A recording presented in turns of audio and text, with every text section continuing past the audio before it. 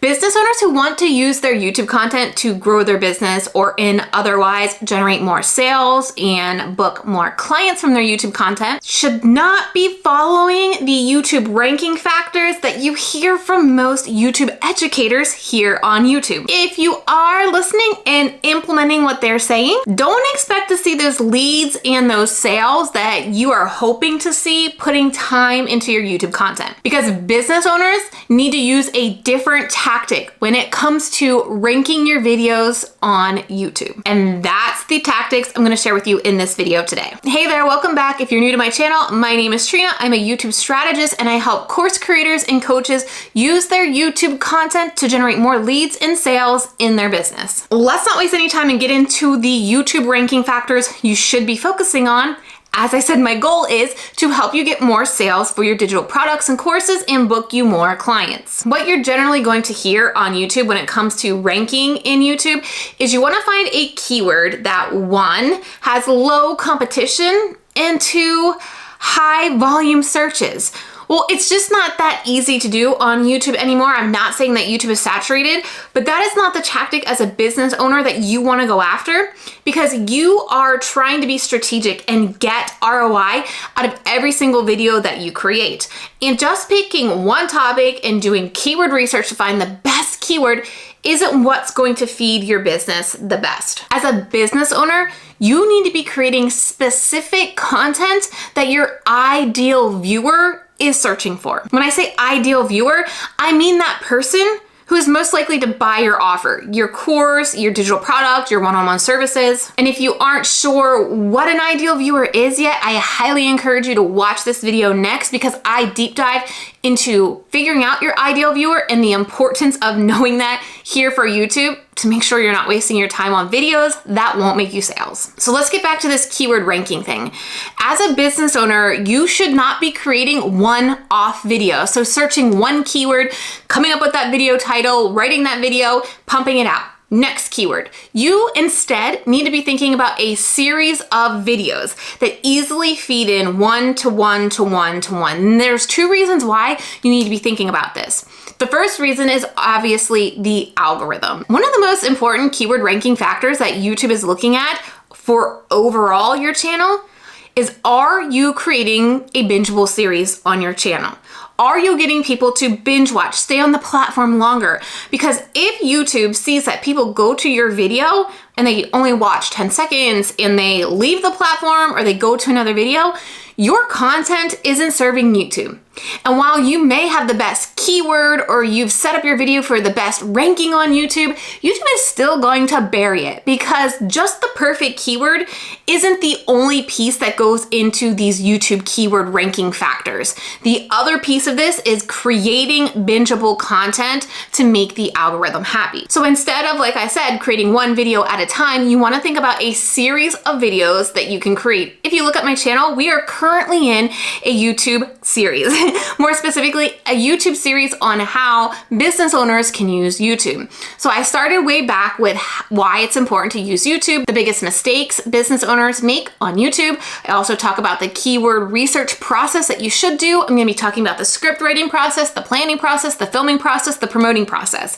And so you can see how this takes any viewer who's thinking about getting started on YouTube through this entire journey, that they're going to want to watch each video that I come out with, or when I lump it together into a playlist, they're gonna binge watch, kind of like Netflix, video after video after video. So this makes YouTube happy, right? Because you're creating bingeable content, you're keeping people on the platform longer. The second thing that it does is it warms up your potential lead. If you can get somebody to watch more than one video from you, each video they watch, they become warmer and warmer and warmer.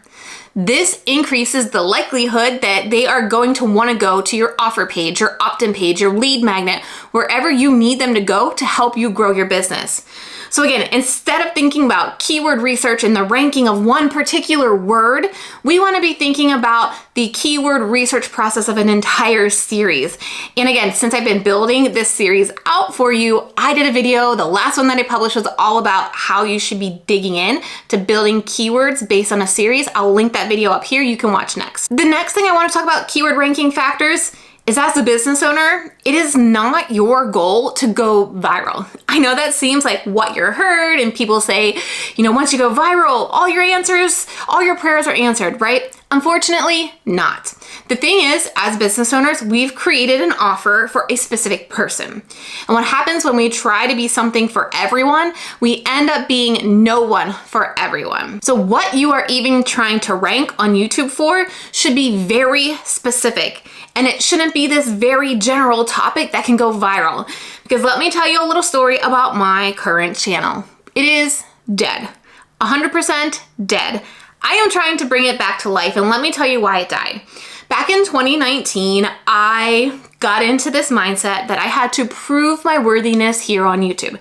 I was talking about how to use YouTube as a business owner, and I had less than 40,000 subscribers. And in my mind, in this YouTube education space, I felt that people didn't take me seriously. The thing is, with my less than 40,000 subscribers, I was making $500,000 in my business. The goal was to get leads to my YouTube production agency, where I planned all the content, the strategy for my clients. I edited the videos and uploaded them. And I was doing just that. We had over 10 clients in my agency that I never spent $1 on ad promotion for this. It was all coming from my YouTube channel. But I got in my head, imposter syndrome started to sink in. So I started to find the best keywords that I could rank for and grow fast. Well, these videos took a little bit of time to take off because, again, I created these in 2019. And here's the bad news where we stand in 2023. There are about 14 videos pretty much from 2019 where the sole purpose in me creating them was to grow my channel to the masses. And this totally took my channel off the trajectory of attracting business owners who wanted to use my YouTube agency. And what has happened now that these 14 videos have accumulated over 1.7 million views, it has moved me in the algorithm to attract the wrong people. Instead, what has happened is YouTube has now put me in this little bubble in the algorithm for beginners wanting to start a YouTube channel. Like anybody wanting to start a YouTube channel. And more specifically, people who basically want to start YouTube to make quick money. And this is not my audience at all. So as these 14 videos continue to get views into the end of 2023 right now, those videos keep telling YouTube, these are the people watching my content. These are the people watching my content. So it keeps putting those old videos in front of new people, driving the wrong people to my videos. So as I create my new content, speaking specifically to business owners, when I put this video out, the audience that I have now, the majority of them aren't interested. YouTube says, this content is no good because your audience isn't watching it. But I have built a channel for the wrong audience because of my imposter syndrome of needing to grow more views and more subscribers to look like I know what I'm talking about. So I took a big step in accepting the direction my channel has gone. And a few weeks ago, I deleted or privated all 14 of those videos and got rid of 1.7 million views on my videos, because these videos, these keywords that I was ranking for was not driving potential clients and potential sales to my business. This is why you can't just pick whatever keyword you think you can go viral for, because if you go viral for the wrong person, your YouTube content is not going to pay off, because the people watching your videos are not going to want to work with you, are not going to buy from you because they aren't the right person. So I share this cautionary tale with you to get very clear here in the importance of understanding your ideal viewer here on YouTube and not worrying about going viral, or every time you publish a video on your channel, it hits number 1 out of 10 in your analytics. You need to really be thinking about what is your audience searching that you need to be creating, and then find the keywords around that. An even better example is, here's one of the videos that I created to go viral, and it did. The problem is, if you look at the comments of this video, it's full of crap comments. Negative, thinking YouTube is out to get it, just not my people. Not the people who are gonna work with me, not the people who are gonna realize we have to adjust strategies when we need to. We need to give YouTube what it wants instead of complaining about what YouTube is doing to us. Instead, this particular video I put out performed below average across my channel, but it was targeted for my ideal viewer. Not only does this video have amazing comments on it from my people, but this video generated $24,000 in revenue in my business in 48 hours. So again, I really want you to think about the YouTube ranking process that you hear across YouTube, and think about how is this ranking on YouTube going to affect your content in a way that you're going to attract the right people, the people that are going to buy from you, because you're not creating content here on YouTube to just create content for fun. You're using this as a sales generating machine, a lead generating machine. And when you're just picking haphazardly a keyword that you research and you try to rank for virality on YouTube, it is going to kill your efforts of getting leads and sales. Now, deleting these views to get the algorithm to reclassify me isn't gonna happen instantly. It's gonna take me proving that this is the right person for me as I put new content out, as it's not collecting any more views on those older videos. But I did see pretty much within 48 hours, one of the big signals that YouTube was understanding this change for me is I went from making about $2 a day on YouTube with those extra 1.7 million views to making about $9 a day in monetization even after deleting all those views, because instantly YouTube started to see who was better for my channel once those videos were removed. And that signals to me that YouTube knows my audience is a higher quality viewer now, because brands are going to want to put ads on my videos now that I am readjusting it more for business owners, as opposed to those people that are trying to start YouTube to just start a YouTube channel to get rich quick. So we will check back in about 90 days. Hopefully by the end of 2023, we will definitely see a change in my YouTube channel, and I will keep you updated. But let's talk about the specific metrics you need to be looking at as well to help you understand how to rank in YouTube specifically for your ideal viewer. When you go into your analytics, one of the first metrics that you should be looking at is your click-through rate. Now, this is going to tell you how well your title and your thumbnail is getting your ideal viewer to click. This means you need to really think about how you are titling your videos. So when I work with my clients in my coaching program and they provide me a thumbnail and a title to look at, one of the biggest mistakes that I see is we just have a general title, like 5 dating tips. All right, 5 dating tips for who? 5 dating tips for high school kids, 5 dating tips for college girls, 5 dating tips for single men, 5 dating tips for women over the age of 50, right? Just putting out a video, 5 dating tips, is not going to tell your audience, hey, this video is for you, click on this and watch it.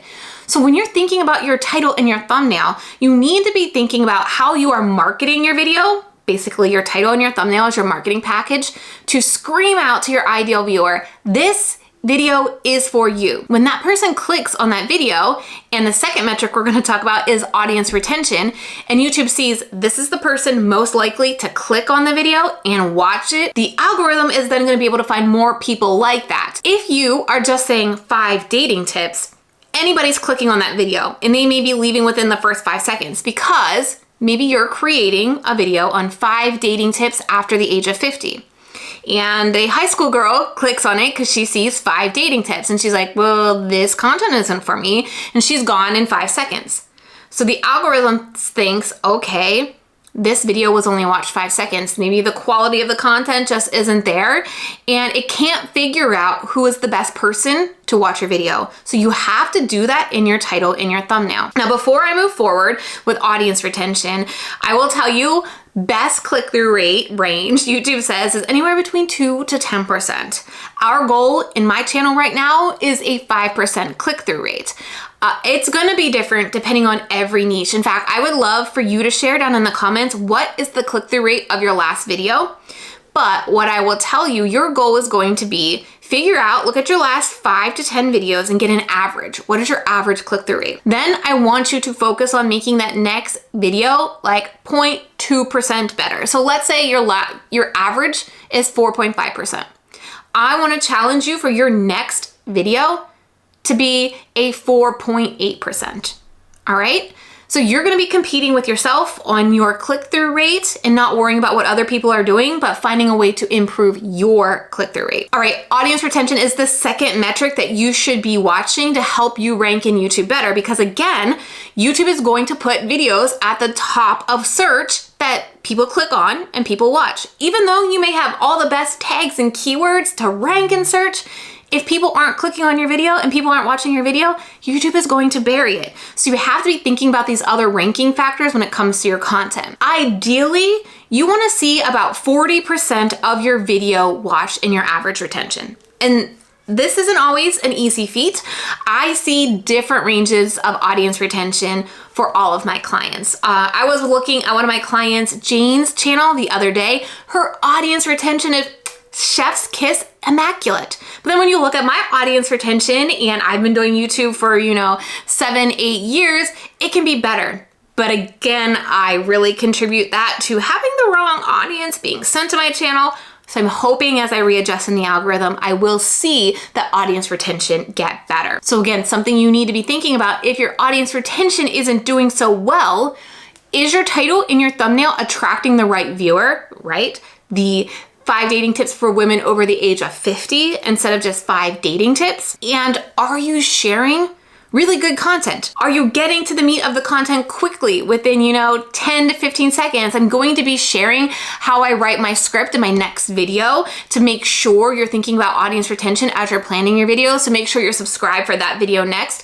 But you need to get people to the end of your video if you want to continue ranking in YouTube search. Generally, the next question that pops up is, well, how long should my videos be? Well, the other metric that YouTube is looking at is overall watch time on your channel. So let's say you put a 3-minute video out and people watch 100%. That's only 3 minutes of watch time, as opposed to, let's say you put a 10-minute video out and people watch 50% of that video. That is now 5 minutes of watch time on your channel. So there's no perfect length. You just want to think about how long does this video need to be to deliver on the promise of your title and your thumbnail.